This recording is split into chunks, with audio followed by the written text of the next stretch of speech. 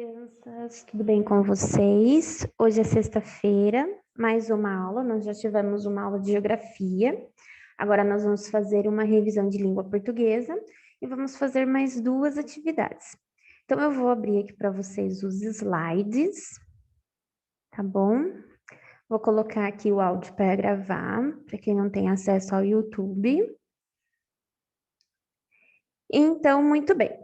A aula de língua portuguesa vai ser sobre alguns assuntos, mas assim, nada muito extenso, as explicações bem simples, realmente uma revisão, uma retomada de conteúdo.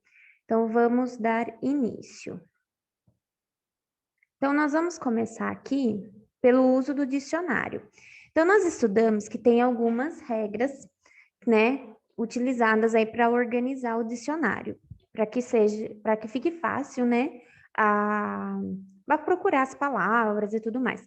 Então, a primeira coisa é que o dicionário ele tem ordem alfabética, certo? Depois, a gente tem essa questão de que uma única palavra, ela pode ter vários significados. Por exemplo, a palavra vela. É tanto a vela que você acende ali, que tem aquele pavio, como os barcos à vela, que eram movidos a vento, né? Que é uma lona que faz aí o navio se mover com o vento.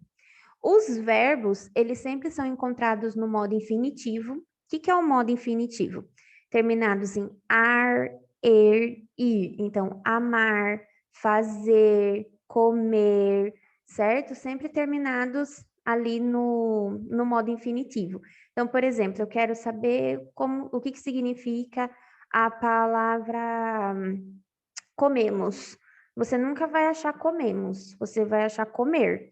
Então, você vai achar ela no verbo. Então, toda vez que a palavra ela for um verbo, ela vai ser encontrada no modo infinitivo, terminado em ar, ir.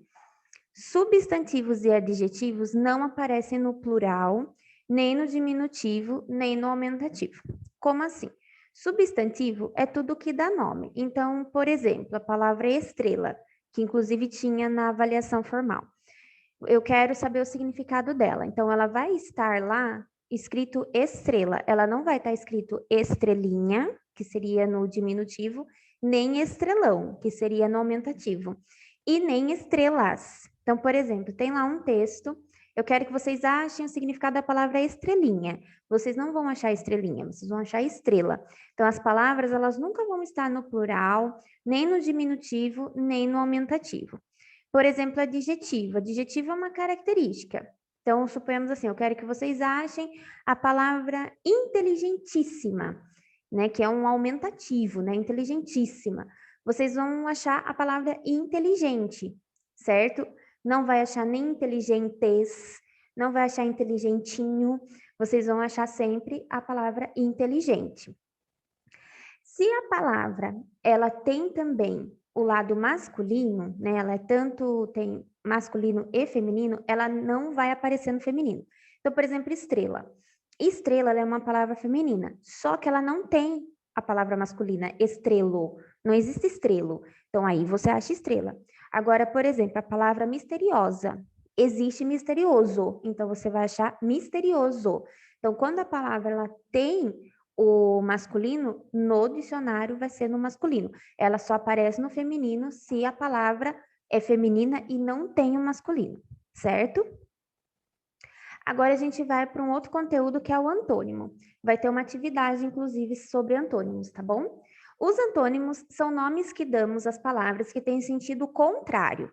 Então, por exemplo, claro, escuro, longe, perto, alto, baixo, certo? Então, são palavras contrárias, ok? Aí, lá na atividade, eu vou explicar como vocês vão fazer. Mas, a base do antônimo é isso, já diz, ó, antônimo é contrário, é anti, é contra, certo? Continuando. Fonema e letra. Então, presta bem atenção. Na língua escrita, representamos os fonemas por meio de sinais chamado letras. Então, em uma palavra, a gente tem as letras e os fonemas. Os fonemas são os sons, certo? E esses sons, eles existem aí por meio de sinais. As letras são os sinais.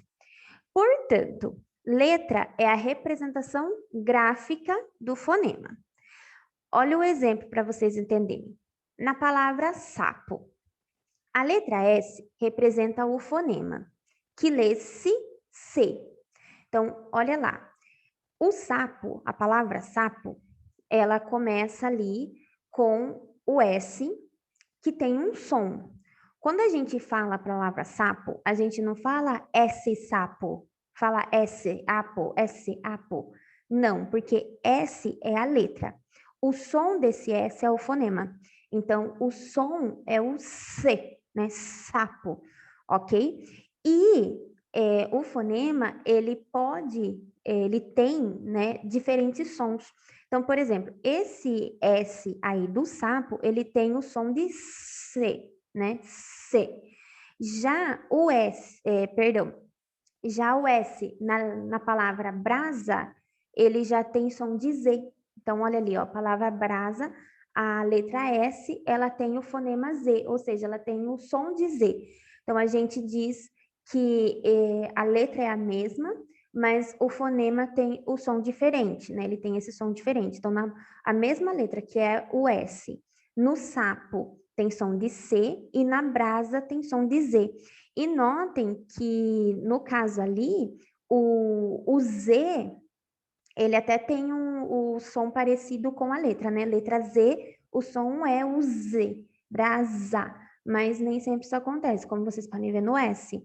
O S, a gente já tem essa diferença, que tem a letra é um, o som é outro. No entanto, por mais que o fonema Z, né, ele tem som Z, no caso aqui a palavra se escreve com S. Então, o S, ele vai ter o som diferente. Então, a gente também não fala S-A, né, S-A, não. Esse S agora, ele tá com outro som, que é o fonema Z, o som de Z. Então, brasa, za, Z, tá vendo?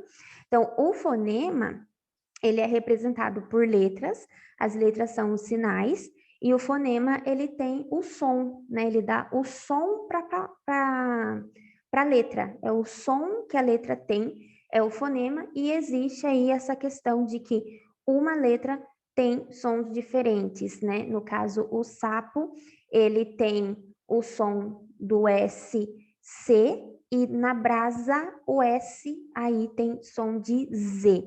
E a gente tem inúmeros exemplos, como, por exemplo, o CH e o X. O CH e o X, eles têm sons parecidos, mas com letras diferentes, tanto que a gente confunde muito se escreve com CH ou se escreve com X. A gente tem o G, dependendo da palavra, ele também tem um som diferente, ele tem um fonema diferente. Por exemplo, se é o G com A é Gá, garrafa. Se é o G com I é girafa. Então, o G, ele tem som de G e ele tem som de G, Gá, né? Garrafa. Então, tem essa diferença aí de fonema para letra. Então, letra, eles são aí sinais gráficos, representação gráfica, e o fonema já são os sons. E uma mesma letra pode ter aí sons diferentes. Continuando. O mas e o mais. Então, aqui, esse foi um dos últimos conteúdos que nós vimos. O mas, ele é usado para dar a ideia de oposição, né, de ser contrário, e o mais indica quantidade e intensidade. Então, por exemplo, para ir bem na prova, preciso estudar mais. Então, eu preciso estudar mais. Então, é intensidade, é quantidade. Estou preparado para a prova, vírgula, mas ainda estou nervoso. Então, ele está preparado, mas ainda está nervoso. Então, notem que esse mas, ele é sem o i, ok? Porque ele está fazendo aí uma ideia de oposição. Eu estou preparado, mas ainda estou nervoso. E olha essa frase que eu montei, que tem os dois. Fui bem na prova, mas preciso estudar mais. Tá vendo? O mas é um sentido de contrariedade, que ele foi bem na prova, mas ele precisa estudar mais. E o mais no final é o do estudar mais, de intensidade e de quantidade, certo? Agora, nós já vamos aqui para as atividades. Então, nas atividades, eu vou mandar essas atividades no grupo, tá bom? Essa primeira aqui, vocês vão ter que completar com mas ou mais. E aí, o mas, vocês têm a dica de fazer o seguinte: coloquei o mas, viu que tem como eu substituir por porém, fui bem na prova, porém, preciso estudar mais. Se você vê que a frase fica com concordância na hora que você substitui o mas pelo porém, é porque tá certo. Se você substituiu por porém, a frase ficou sem sentido nenhum, é porque talvez você empregou errado, né? Você colocou o mas e na verdade é mais. Então, eu coloquei isso para vocês tirarem a prova real. Então, coloquei mas, acho que é mas, coloquei. Ah, eu vou ler a frase e vou ver se dá para substituir por porém. Ah, dá, ficou legal. Então tá certo. Ah, não, não ficou. Então provavelmente você errou. E as frases que têm essa ideia de quantidade, de intensidade, você usa o mais. Então você vai ler essas 4 frases e vai empregar corretamente. Como que você vai fazer aí na sua casa? Você pode de 2 formas, tá? Você pode estar colocando letra A e escrevendo a frase, né? Colocando letra B, escrevendo a frase, C, escreve a frase, D, escreve a frase. Ou pode simplesmente gravar um áudio para mim fazendo a leitura das frases, ok? A próxima atividade é sobre antônimo. Então, aqui, ó, dia e noite é o exemplo. E aqui, ó, deu o antônimo. Qual o contrário de alto? De pequeno, devagar, claro, fácil, certo, perto, velho, tudo, início. Então, eu quero o contrário dessas palavras. Aqui na aula, eu já dei o contrário de claro, eu acho que eu já dei o contrário de alto, né? Durante a explicação, se não é engano meu, eu falei. Acho que eu falei o do perto também. Então, volta aí no vídeo para você pegar as respostas que eu dei no meio das explicações. E aqui você vai dar o antônimo das palavras. Então, você não precisa escrever a frase, é só você colocar o contrário de aberta, o contrário de acesa, o contrário de doce, o contrário de entrar, né, que seria entrou, e o contrário de molhada, certo? Mais uma vez, você pode escrever as palavrinhas e colocar o antônimo, né? Coloca lá número 1, escreve alto, coloca o antônimo, escreve pequeno, coloca o antônimo. Coloca número 2, escreve aberta, não precisa escrever a frase inteira. Coloca a letra A, aberta, e na frente o antônimo.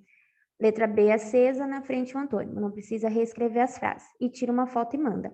Ou, como eu falei, pode gravar um áudio com as suas respostas. Certo? Então, aqui eu coloquei, para você não esquecer de mandar a foto, mas dei essa dica para vocês. Quem quiser fazer tudo por áudio, pode fazer por áudio, não tem problema nenhum. E qualquer dúvida, eu estou à disposição no WhatsApp, tá bom? Então, faça tudo, certo? Que amanhã vai chegar a apostila nova, então aí a gente não vai ter mais aula de revisão, nós vamos começar o conteúdo novo, nós vamos começar a fazer as atividades da apostila nova, tá bom? Um beijo para vocês e até amanhã. Tchau, tchau.